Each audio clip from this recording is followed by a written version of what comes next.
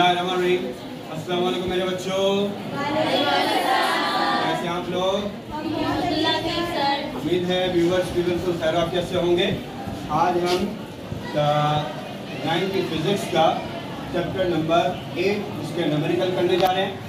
तो इजीली मैं समझाने की कोशिश करूंगा आपको, और फिर आखिर में अगर कोई सवाल हो तो आप मुझे बता दीजिए बच्चों।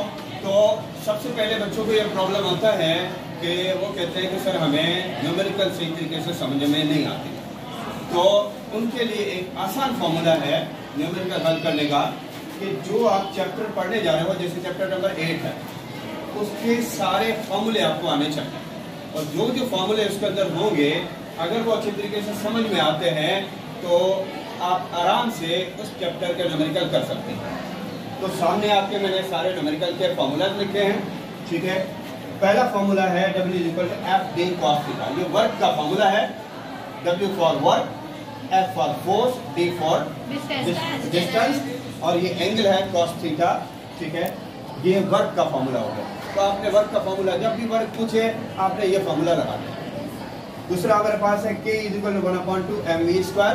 K क्या है? काइनेटिक एनर्जी, ठीक है। उसका हाफ है m फॉर मास, v का स्क्वायर, वेलोसिटी का स्क्वायर। तीसरा फॉर्मूला है हमारे पास PE = mgh। ये PE क्या है? पोटेंशियल एनर्जी, और ये आगे क्या है? m for mass, G for gravity, और h फॉर हाइट, ठीक है बेटा। तो ये हमारे पास पोटेंशियल एनर्जी का फॉर्मूला है। फिर हमारे पास ये एफिशिएंसी, ये n है, ये एफिशिएंसी को जाहिर करें। n = E2/E1 × 100। किसी भी मशीन की एफिशिएंसी निकालने के लिए हम ये फॉर्मूला लगाएंगे। फिर हमारे पास है power, P for power. Power का फॉर्मूला हम निकालेंगे W/T। P = W/T। ये P क्या है? पावर, W फॉर वर्क, और T फॉर टाइम। तो ये चीजें अगर हमें पहले से इजीली समझ में आएंगी तो सवाल जो मैंने बोर्ड पे लिखा है, या इस तरह के आपके चैप्टर नंबर 8 के जो सवाल दिए हुए हैं, वो आप इजीली उसको सवाल को पढ़ के उसका डेटा निकाल सकते हैं, और उनमें से कोई एक फार्मूला आप लगा सकते हैं। देखिए बेटा, तो सवाल को पढ़ते हैं। सबसे पहले, how much work is needed? कितने काम की जरूरत होगी? तो क्या पूछ रहा है मेरा बेटा? काम पूछ रहा है। तो सबसे पहले क्या बनाएंगे? डेटा।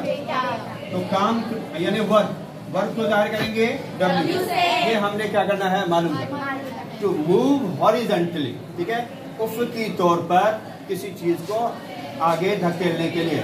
अ बॉडी एक जिस्म है, 20 मीटर तक हमने उस चीज को धकेल के ले जाना है, सही है। तो ये 20 मीटर क्या है मेरा बेटा? ये डिस्टेंस है, उसको हम जाहिर करेंगे D से।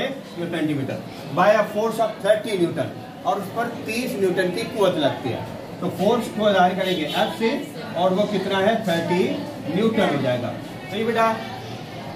Bye a force of 30 Newton, the angle between the body and the horizontal surface is 60। और जिस्म और हॉरिजॉन्टल बॉडी के दरमियान जो एंगल बन रहा है वो कितना है? 60 है मेरा बेटा। तो थीटा को हम जाहिर करेंगे 60 पे, जाहिर करेंगे थीटा से, 60 डिग्री आ गया। अब ये आपने देखा डेटा, ठीक बेटा। W आपने मालूम करना है, D आपका इतना है, F इतना है, थीटा आपके पास इतना है। तो अब आप यहाँ से देखेंगे कि इसके लिए मैं कौन सा फॉर्मूला लगाऊंगा, सही है। पहला सिंपली, पहला फॉर्मूला वर्क मालूम करना है, तो ये हो जाएगा W = FD cos थीटा। तो सब अब क्या लिखना है? सॉल्यूशन। तो सॉल्यूशन लिखेंगे, और हम फॉर्मूला लिखेंगे W = FD cos थीटा, ठीक है बेटा। कैलकुलेटर सामने रख लीजिएगा। अब सबसे पहले W मालूम करना है। F की वैल्यू कितनी आ गई मेरा बेटा? 30। D की वैल्यू कितनी आ गई? 20। और आगे cos अपनी जगह पे लिखा, और थीटा की वैल्यू कितनी है बेटा? 60। अब हम क्या करेंगे? कैलकुलेटर में cos 60 लिखेंगे, cos 60, और इसका आंसर निकालेंगे 30 × 20 × cos 60 कितना है? 0.5। अब क्या करेंगे? तीनों को मल्टीप्लाई करें, तीनों को 30 × 20 × 0.5,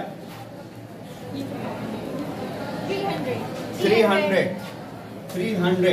सही बेटा। वर्क का हमने यूनिट पढ़ा था क्या? जूल। सही बोला। तो इतना वर्क होगा अगर किसी जिस्म को हम एक जगह से दूसरी जगह पे मूव कराएंगे। Viewers, class 9 physics chapter number 8 का पहला क्वेश्चन, पहला न्यूमेरिकल तो मैंने क्लास के अंदर कर दिया था, और दोबारा जो है ना वो उसको फिर मैं शो कर रहा हूँ स्क्रीन के ऊपर, आप देखते जाइए। और ये बच्चे ने फेर के हैं, लेकिन थोड़े से सवालों को आगे तरतीब जो है वो नहीं दी, आगे पीछे रखा है, लेकिन वो सवाल का नंबर लिखा हुआ है, तो आप यहाँ से इसको देख सकते हैं। तो ये क्वेश्चन नंबर 7 है, आप इसको देख सकते हैं। ये इसका आंसर, ये इसका डेटा और इसका सॉल्यूशन आ गया। फिर ये अगला क्वेश्चन, क्वेश्चन नंबर 8 है, और ये उसका सवाल आपके सामने लिखा हुआ है। ये इसका डेटा है, ये डेटा आप देख सकते हैं सामने स्क्रीन पे मौजूद है। ये इसका सॉल्यूशन भी साथ में आंसर आ गया। फिर ये अगला सवाल है क्वेश्चन नंबर 19, ये इसका डेटा और साथ में उसका सॉल्यूशन यहाँ नीचे दिया हुआ है। और ये अगला क्वेश्चन नंबर 21 भी है, ये उसका डेटा और साथ में ही नीचे सॉल्यूशन, उसका बच्चे ने आंसर भी निकाल दिया है, सॉल्यूशन लिखा नहीं है। ये नेक्स्ट क्वेश्चन है 22, ये उसका सवाल है आपके सामने, और ये उसका डेटा और साथ में उसके आंसर सॉल्यूशन भी दे दिया हुआ है। ये नेक्स्ट क्वेश्चन है आपके पास 23, ये पूरा सवाल है आपके सामने, ये इसका डेटा बच्चे ने बनाया है और साथ में फार्मूला देकर उसका आंसर भी निकाल दिया है। ये क्वेश्चन नंबर 24 है, ये आप देख सकते हैं, इसका डेटा बना दिया और साथ में सॉल्यूशन और उसका आंसर। ये नेक्स्ट क्वेश्चन नंबर 3 है, और ये सवाल और ये उसका डेटा और आगे उसका पूरा आंसर। नेक्स्ट क्वेश्चन आपके सामने क्वेश्चन नंबर 6 है, ये आप देख सकते हैं, यहाँ से आप नोट इसको कर सकते हैं, पूरा आंसर यहाँ तक आ जाएगा। ये नेक्स्ट क्वेश्चन है, लास्ट क्वेश्चन है क्वेश्चन 8, ठीक है। आप इसका डेटा, सॉल्यूशन और यहाँ से देख के इसको समझ सकते हैं, फिर भी कर सकते हैं। Thank you.